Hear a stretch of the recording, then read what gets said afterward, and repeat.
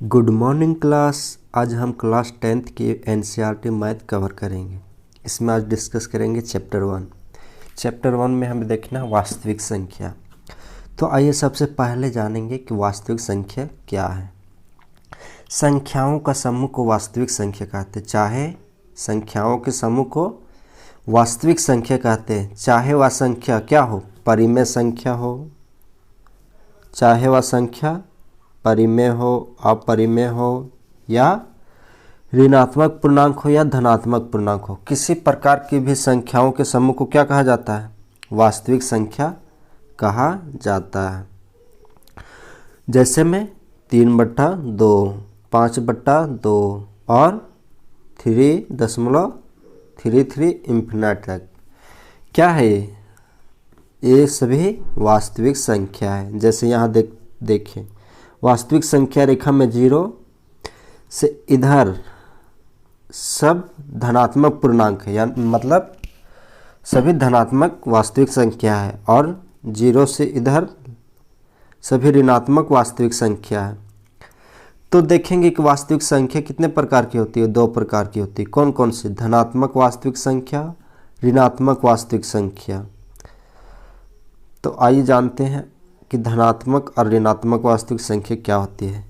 0 से जो इधर राइट साइड की ओर जाती है वह सभी धनात्मक वास्तविक संख्या होती है, और 0 से लेफ्ट जाने वाली सभी संख्याएं ऋणात्मक वास्तविक संख्या होती है। आइए अब देखेंगे आगे क्या है, प्राकृतिक संख्या क्या है या प्राकृत संख्या क्या है। जिसे क्या बोलते हैं? Natural number. गणना करते समय प्रयोग में आने वाली सभी संख्याएं प्राकृतिक संख्या है। जो हम काउंटिंग करते हैं उसमें सब आने वाली सभी संख्या को क्या बोला जाता है? प्राकृतिक संख्या। जिसमें प्राकृतिक संख्या में 0 शामिल नहीं है, 0 शामिल नहीं है। जैसे कि उदाहरण के लिए 1 2 3 4 5 ... इंफिनिट तक। प्राकृतिक संख्या का उपयोग किस में किया जाता है? किसी चीज़ की गणना करने के लिए। जैसे कि मेरे पास एक पेन है, तो प्राकृतिक संख्या का जब भी गणना किया जाता है तो धनात्मक रूप से किया जाता है। क्या से किया जाता है? धनात्मक रूप से किया जाता है। हम यह नहीं बोल सकते कि मेरे पास एक माइनस पेन है। जब भी बोला जाता है मेरे पास एक पेन है, मतलब धनात्मक रूप से बोला जाता है। अब देखेंगे पूर्ण संख्या। 0 से अंत तक सभी धनात्मक प्राकृतिक संख्याओं को पूर्ण संख्या कहते हैं।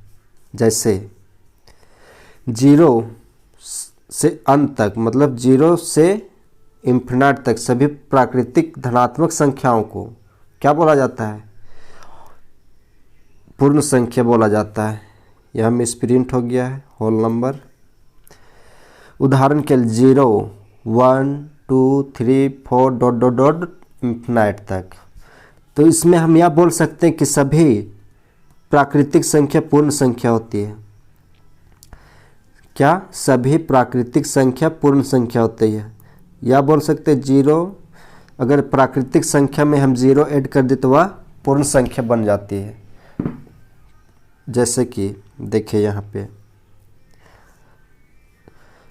1 2 3 4 5 ... इंफिनिट तक। अगर हम इसमें 0 ऐड कर दें तो यह हमें पूर्ण संख्या देती है। तो वही बोला गया कि 0 से अंत तक सभी प्राकृतिक संख्याओं को पूर्ण संख्या कहते हैं। अब देखेंगे आगे पूर्णांक संख्या किसे कहते हैं, यानी इंटीजर। पूर्णांक संख्या देखेंगे, पूर्णांक संख्या किसे कहते हैं? सभी पूर्ण संख्याओं और ऋणात्मक संख्याओं के सम्मिलित समूह को पूर्णांक कहते हैं। सभी पूर्ण संख्या किसे बोलते हैं? 0 से लेकर सभी धनात्मक संख्याओं को जो इंफिनिट तक जाती है। अगर उसमें ऋणात्मक संख्या ऐड कर दिया जाए उसे क्या बोला जाता है? पूर्णांक कहा जाता है या इंटीजर कहा जाता है। जैसे यह हुआ 0 से इधर सभी पूर्ण संख्या है, और इसमें ऐड क्या किए हैं? सभी ऋणात्मक पूर्ण संख्या को ऐड किए, तो यह क्या बन गया? पूर्णांक बन गया। तो इसमें क्वेश्चन आ सकता है कि सबसे सबसे धनात्मक से में सबसे छोटी संख्या कौन सी है? धनात्मक पूर्णांक में सबसे छोटी संख्या क्या है? तो यहाँ देखेंगे कि धनात्मक पूर्णांक में सबसे छोटी संख्या क्या है? 1। 1 से हम इधर जाते हैं तो हमारे संख्या की मान जो बढ़ती जाती है, और इधर लेफ्ट में देखेंगे कि सबसे बड़ी ऋणात्मक संख्या क्या है? -1। अब इधर जाएंगे तो जैसे जैसे इधर जाएंगे वैसे वैसे हमारा मान घटते जाता है। आइए अब जानेंगे न्यूक्लिड विभाजन प्रेमिका। प्रेमिका का मतलब होता है कि वैसा कथन जो पहले से सिद्ध किया हुआ हो, और इस प्रेमिका का प्रयोग करके हम किसी अन्य कथन को सिद्ध करते हैं। उसका मतलब क्या होता है? प्रेमिका का मतलब यही होता है। तो इसमें दिया गया कि न्यूक्लिड विभाजन प्रेमिका के अनुसार धनात्मक पूर्णांक a और b है, दिए रहने पर ऐसा अद्वितीय पूर्ण संख्या q और r विद्यमान है। जैसे कि एक समीकरण दिया हुआ क्या इसका, जिसमें r डिपेंड करता है 0 से बराबर या बड़ा और b से छोटा। q का मतलब क्या होता है? भागफल, और r का मतलब शेषफल। आइए जानते, पहले हमने पढ़ा होगा कि किसी संख्या में जब भाग देते हैं तो क्या हमें प्राप्त होते हैं? भाजक, एक भाजक होती है, एक भाज्य होती है, और जिससे हमें प्राप्त होती है क्या? भागफल प्राप्त होती है, और रिमाइंडर में जो बच जाता है उसे शेषफल कहते हैं। तो इसी का फॉर्म में लिखा हुआ ये समीकरण, तो क्या लिखा हुआ? भाज्य बराबर भाजक इंटू भागफल प्लस शेषफल, जिसमें से क्या, इसी को समीकरण के रूप में क्या लिखा? समीकरण के रूप में क्या लिखा हुआ है? ए, जहाँ क्या हुआ? भाज्य। ए बराबर क्या हुआ? भाज्य। ए बराबर भाज्य। बे हमारा क्या हुआ? भाजक। भाजक, और क्यों? हमारा भागफल। और जो आर हुआ ये क्या हुआ? शेषफल यानी रिमाइंडर। तो इसी को समीकरण के रूप में लिखा हुआ है। तो आइए कुछ एग्जाम्पल के द्वारा इसे समझते हैं।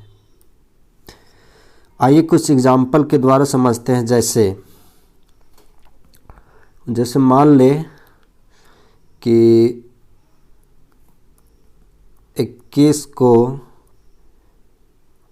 4 से डिवाइड करेंगे तो कितना बार में जाएगा? 5 बार में जाएगा। 20 रिमाइंडर क्या बचा?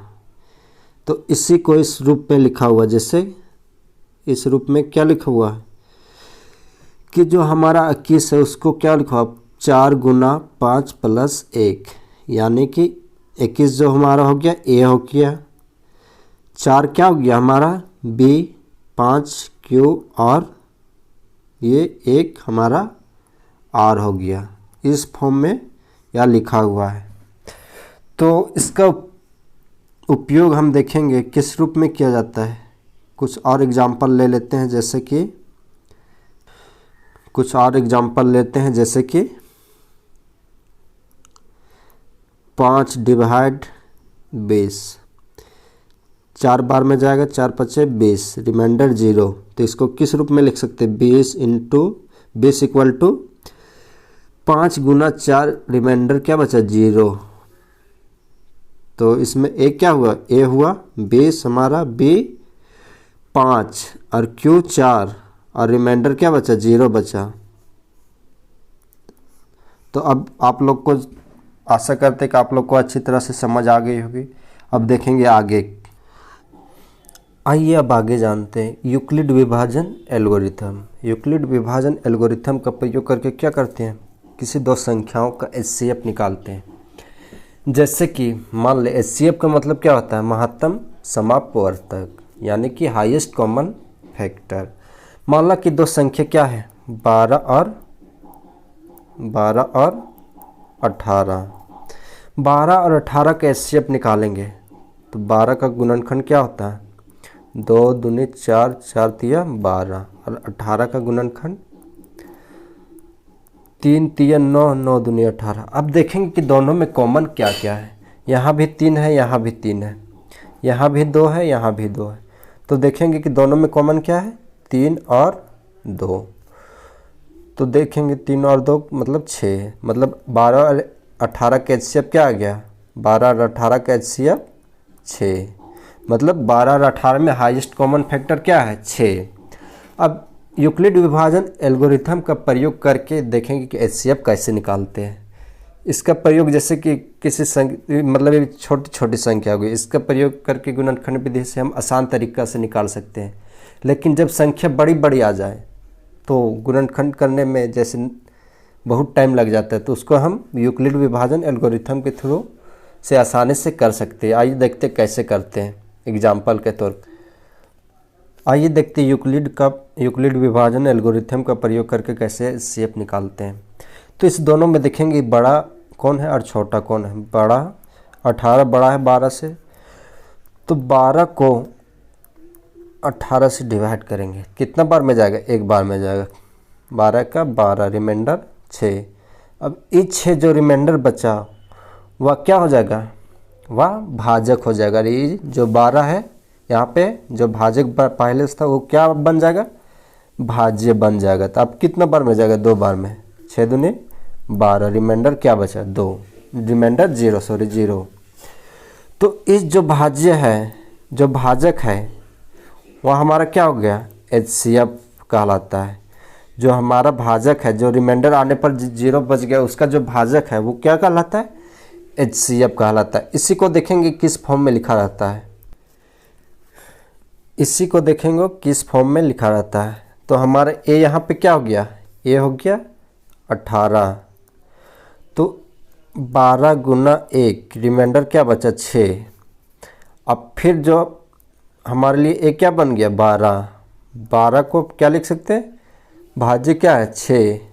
6 गुना 2, रिमाइंडर क्या बचा, 0। तो यहाँ जो भाज्य होगा, हमारा भाजक जो होगा, जो हमारा भाजक होगा वही हमारा क्या कहलाएगा, वही हमारा एचसीएफ कहलाता है। तो यूक्लिड विभाजन एल्गोरिथम यही कहता है कि दो संख्याओं का एचसीएफ कैसे निकलता है। 180 और 324। अब 180 और 324 में बड़ा कौन है, 324 बड़ा है। अब 180 को हम 324 से डिवाइड करते हैं, 324 को डिवाइड करते हैं, क्या होगा, एक बार में जाएगा, कितना, 180। रिमाइंडर क्या बच गया, रिमाइंडर हमारा बच गया, तो रिमाइंडर हमारा क्या बच गया, 144। अब 144 जो हमारा बच्चा रिमाइंडर वह क्या बन जाएगा, भाजक बन जाएगा, और 180 क्या बन जाएगा, भाज्य बन गया। अब 144 को हम 180 से 180 को डिवाइड करेंगे, कितना बार में जाएगा, एक बार में जाएगा, कितना, 144। रिमाइंडर क्या बच गया, रिमाइंडर बच गया हमारा कितना, 36। अब 36 को हम कितना, 36 को 144 से डिवाइड करेंगे, 36 को 144 से डिवाइड करेंगे, 144 से डिवाइड करेंगे, कितना बार में जाएगा, डिवाइड करने पर कितना, 4 बार में, कितना आएगा, 144, रिमाइंडर 0। तो इसको हम लिख सकते हैं, किस रूप में लिख सकते हैं, जो हमारा आया 36 हमारा क्या है, एचसीएफ किसका, 180 और 324 का एचसीएफ 36। इसको हम इस रूप में इसको हम लिख सकते हैं 324 180 गुना 1 प्लस रिमाइंडर क्या बचा था, 144। अब 144 हमारे लिए भाज्य बन गया था, तो किसको, 180 हमारे लिए भाज्य बन गया। तो 144 को कितना बार में डिवाइड किए थे, एक बार में, कितना रिमाइंडर बचा, 36। फिर जो 144 है हमारे लिए क्या बन गया, भाज्य बन गया। तो 144 को फिर कितना, 36 से डिवाइड किए, रिमाइंडर जो बचता है उससे डिवाइड किया कितना बार में, 4 बार में। तो रिमाइंडर कितना बच गया, 0 बच गया। तो देखेंगे 180 और 324 का जो एचसीएफ आया, जो यहाँ भाज्य बनता है, जो भाजक बनता है, वही हमारा एचसीएफ होता है। तो एचसीएफ कितना आया, 36 आया। तो हमने आज वास्तविक संख्या के बारे में पढ़ा। इसमें देखा कि वास्तविक संख्या क्या है, यूक्लिड विभाजन परिमेय क्या है, यूक्लिड विभाजन एल्गोरिथम क्या है। तो आशा करते हैं आप लोग को आज की क्लास अच्छी लगी होगी। तो आगे हम प्रश्नावली एक्सरसाइज 1.1 नेक्स्ट क्लास में देखेंगे।